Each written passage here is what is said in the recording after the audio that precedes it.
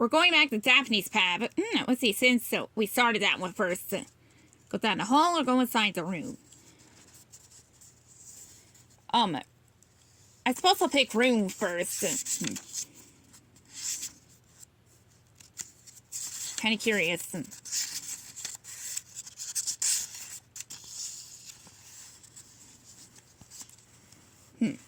Daphne pauses, trying to decide if the sound she hears is coming from behind the closed door in front of her. The more she listens, the more certain she becomes. The sound seems to be someone singing, and it's coming from the other side of the door. Daphne turns the knob and opens the door. She is surprised at what she sees. "Oh!" Daphne exclaims. She gazes at 3 elderly women sitting around a table.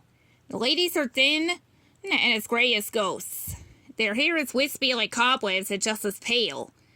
The sound that Daphne thought was singing is actually a chant. It's in a language that Daphne doesn't recognize. Excuse me, I'm looking for a phone," Daphne says hesitantly. The women either don't hear Daphne or they're chanting or decide to ignore her. They don't respond to the presence of another person in the room. Curious, Daphne steps closer to the trio. Now she can see that they all have their hands on a large crystal ball in the center of the table. Daphne gasps at the sight of something riding inside the globe. She also recognizes the women from the portraits out in the hall.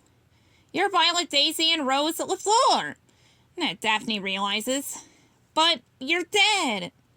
At the mention of their names, the ladies stop chanting. They glare at Daphne with furious eyes, but their expressions turn to fear in the next second. Whatever is trapped in a crystal ball makes its escape. A ghost swirls about the globe like a tornado. It whirls around the 3 women, and they dissolve like mist in the sun. Then the whirlwind comes towards Daphne. See, now we're making the switch to Fred's path temporarily. Fred falls through the hidden door in the wall and tumbles into a secret passageway. Everything around him is gloomy and dusty. The only light in the spooky space comes from small holes in the wall. Fred gets to his feet and takes a closer look at the holes. These are the eyes in the portraits on the other side. They're spy holes, Fred realizes. Fred puts his eyes up to the holes. He can see Velma in the hall on the other side of the wall. She is looking around as if searching for him. "Hey, Velma, I'm behind the wall," Fred shouts. Velma doesn't hear him. She shakes her head and walks away down the hall. "Wait, Velma, I found a secret passage." "It's cool," Fred calls after his friend. Fred tries to follow Velma through the spy hole space along the passageway. He rushes to each pair of holes, but Velma walks too fast for him to keep up.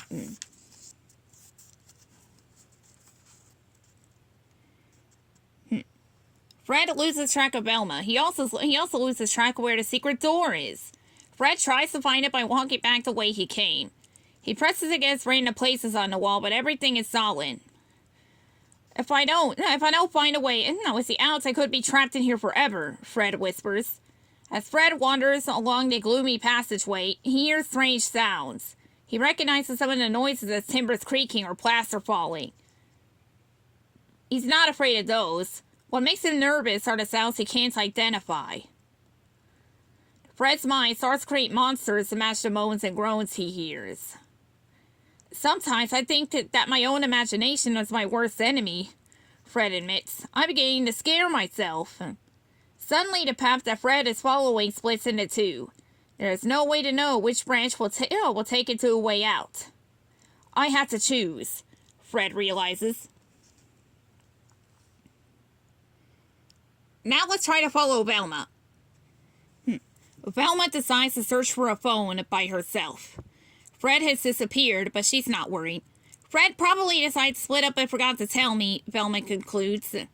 When Velma turns to walk down the hallway, she is suddenly confronted by a woman dressed in black.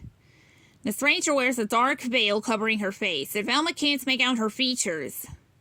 "Why have you entered this house?" the woman asks. "Our van broke down and we're looking for a phone to call a tow truck," Velma explains. "The butler let us in. At least, I think he was a butler."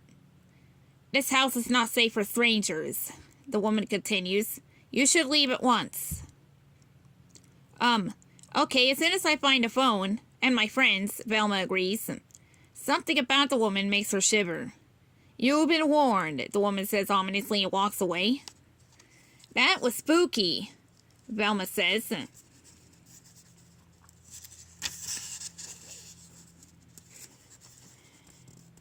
Still wondering about the strange woman's weird warning, Velma walks down the hallway to a nearby room. When she enters the room, she sees that the walls are covered with shelves full of books. Curious, Velma looks at some of the titles. Modern Witchcraft, The Book of Mediums, Ghost Hunting Made Easy, Velma reads aloud. Jinkies, everything here is about the world of magic and spirits. Velma's sharp eye notices something out of the ordinary on the bookshelf. One of the books says the title has something to do with ghosts or witches. What's a book about baseball doing here? Velma wonders. She reaches out to pluck the book from the shelf. I wouldn't do that if I were you, a voice warns from behind her. What? Velma gasps as her hand hovers over the book. For Shaggy and Scooby, I guess we'll choose the runaway path. Ha! And Scoobs, that's not a ghost, that's a chef. Shaggy assures the horrified hound. They always dress in white. But Shaggy has a change of opinion when the figure rises into the air and screeches. Of course, I could be wrong about that, Shaggy admits. Run! Every limb spins on the terrified twosome. Their arms and legs churn like boats' propellers. Like, why isn't the scenery changing? Shaggy wonders. He and Scooby seem to be going nowhere despite their speed. Risk on us! Scooby gulps. A ghost has both of them by their collars. Ruined! It's only putting its overdrive, Scoob, Shaggy shouts. The pals rev up the revolutions on their fast and furious feet. They zoom around the kitchen, dragging the startled specter with them. Bong, bang, bang. They run into the pots and pans hanging from the ceiling rack. At last, the scary spook loses its grip on Shaggy and Scooby and lands on the kitchen floor with a stock pot over its head. The impact makes the cookie vessel ring like Big Ben. Shaggy and Scooby never notice. They are so terrified that they keep running. They stop only when they face a wall of food. The screech! Their heels skid to a halt. Am I dreaming, Scoops? Shaggy whispers in awe at what he sees. Roar! I am too! Scooby slobbers. The pals swivel their heads to gaze at shelves crammed with jars of homemade jams and jellies. Stacks of baked pies stretch to the ceiling. A rack filled with cooling pastries takes up another wall of the room. Like we're in pie paradise, Shaggy sighs. Rod for wrong! Scooby yelps. He points his paw at something behind his pal. The chef swoops straight at them. Now we'll see what happens as they freeze in fear. The ghoulish figure waves its ghostly arms at Shaggy and Scooby. The two pals stand rooted to the spot in terror. Suddenly, Shaggy starts to shovel food into his mouth. The specter looks at him in confusion. Hey, I always eat when I'm nervous, Shaggy explains with a shrug. In moments, the refrigerator is nearly empty and Shaggy's stomach expands like a balloon. Scooby shoves the supersized Shaggy toward the ghost.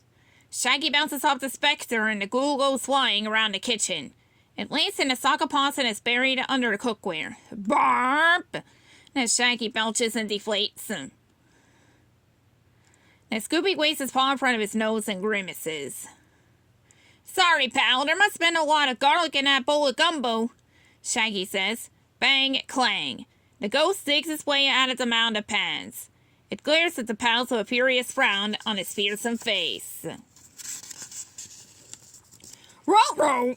Shaggy gulps. Run! Shaggy shouts. The bunnies take off in two different directions. The specter's left standing still, wondering which one to chase. By the time it decides to go after Shaggy, both targets are alone. Scooby tries to hide behind a rack of chef's aprons, but his shivering makes him shake on the hooks. The ghoul grins when he sees Scooby's big feet poking out below the aprons. It tiptoes up to the heedless hound. The spook reaches toward the rack of aprons. Poor Scooby-Doo doesn't have a clue. Clang! Shaggy comes up from behind the fiend and bangs a pair of pot lids like cymbals against its head. The vibration makes the ghost resonate like a tuning fork. It wobbles away on unsteady feet. Let's get out of here, Scoobs. This is one kitchen I don't mind leaving, Shaggy declares. To be continued.